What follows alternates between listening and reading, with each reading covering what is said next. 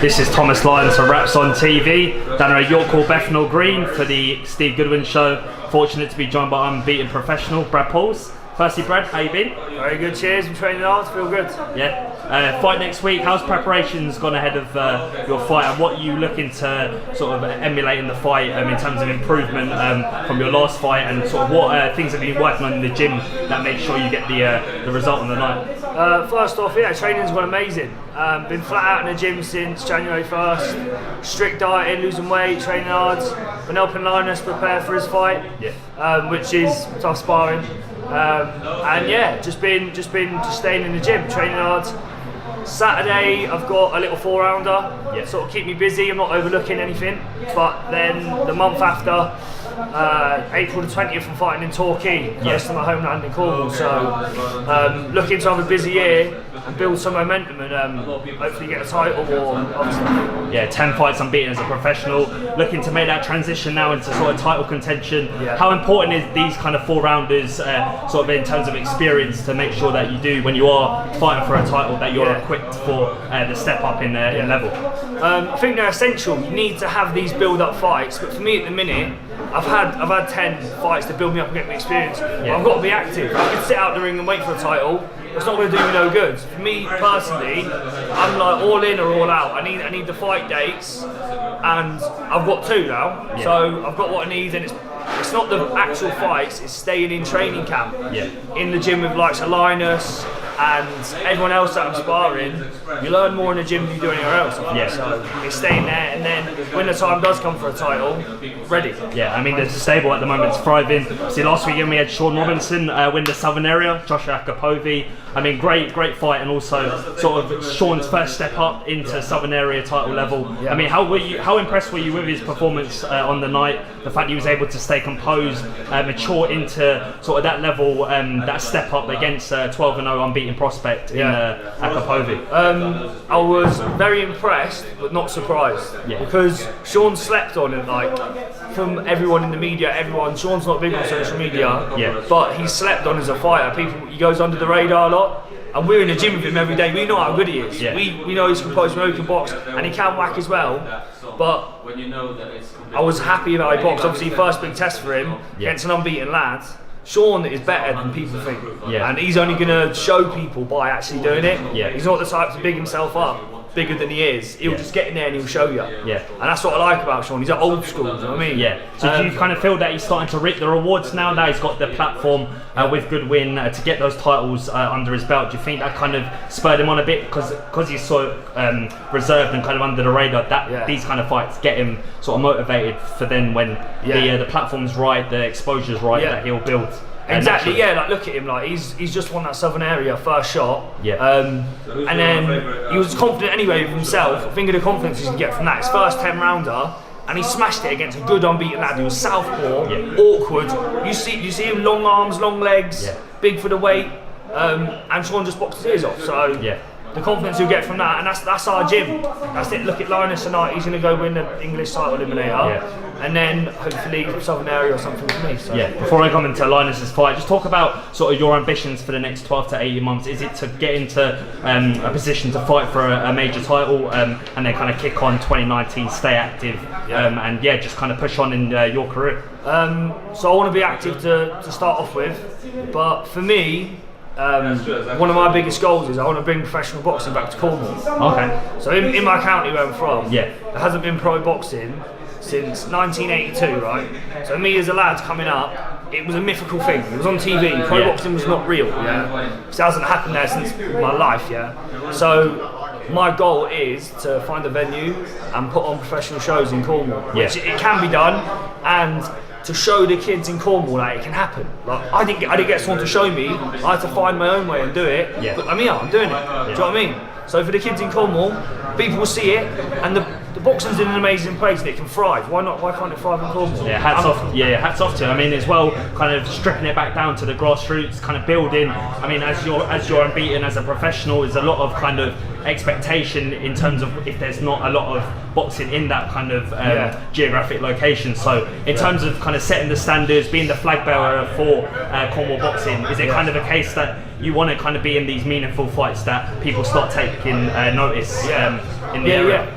I want to bring the meaningful fights to Cornwall. Yeah. I like that flag bearer.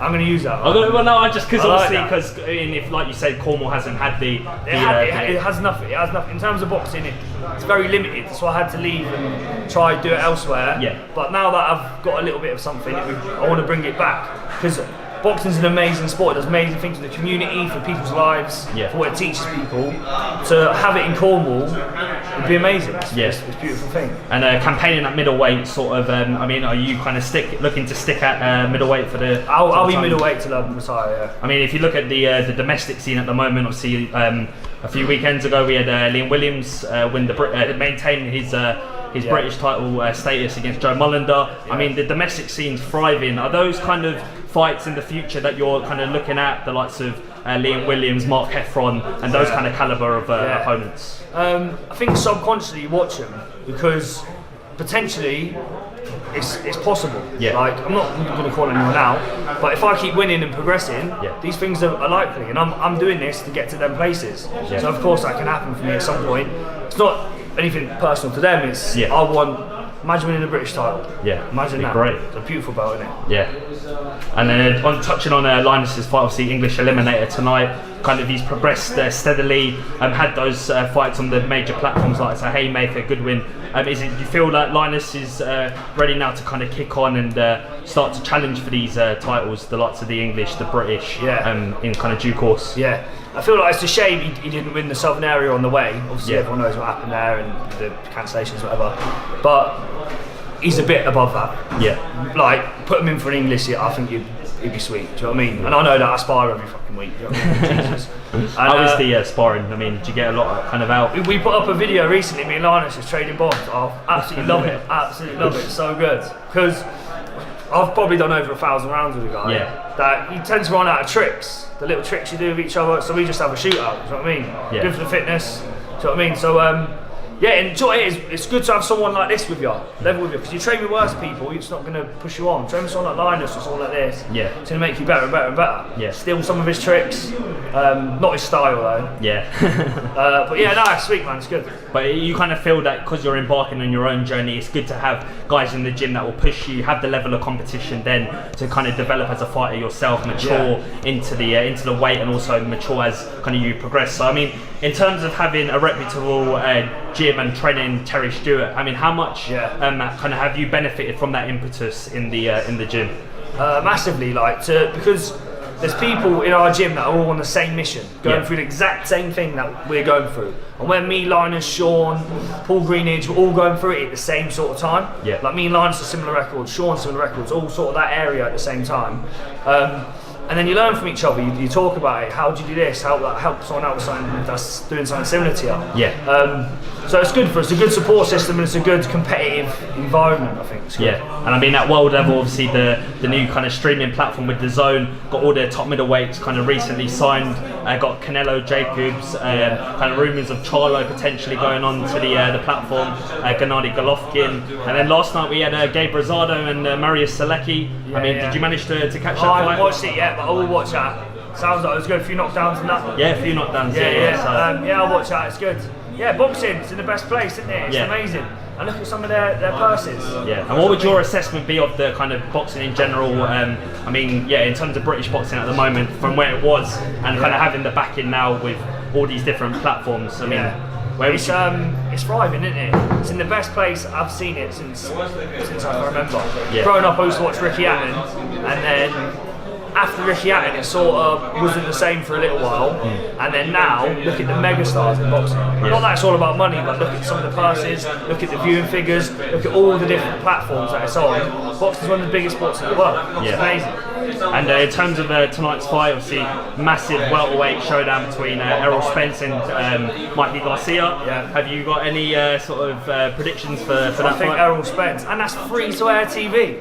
What a treat! Fight TV. There you go, sorted. I think Errol Spence too good for the weight, massive for the weight. And then Mikey coming up. I think it'll be competitive, but I think Errol Spence is just a bit special. Yeah. Well, Brad, it's a pleasure having you on the platform. Going to get you to shout out your social media outlets for the fans. Any sort of sponsorships that have helped you through camp, if you want to give any shout outs. Social media, Instagram is @BradPauls, Twitter is @Brad Pauls. No, Brad Pauls @Brad_Pauls. Yeah, make sure you get that in. And my Facebook page is Brad Pauls Professional Boxer. I'd like to shout out a couple of my sponsors I can think. Check my social media on there. Fistral Beach Bar, Six Engineering, Steve's Tattooist, the airport, Newquay Airport, Craftwork Street Kitchen, Buffalo's Entertainment. I've got a few more. Look at my social media, they're all on there. Thank you, all of you who sponsor me. I appreciate you giving me some of your time tonight, and I know so you're here to support your stablemate Linus. Yeah. But yeah, pleasure having you on the platform, Brad. It's first time having you on, so yeah, hopefully we'll see you many more times, and best of luck with the remainder of camp, and all the best for next weekend as well. Thank you very much. Top man. Appreciate it. Thomas Lyons, Raps on TV, Brad Pauls. Nice one, bro.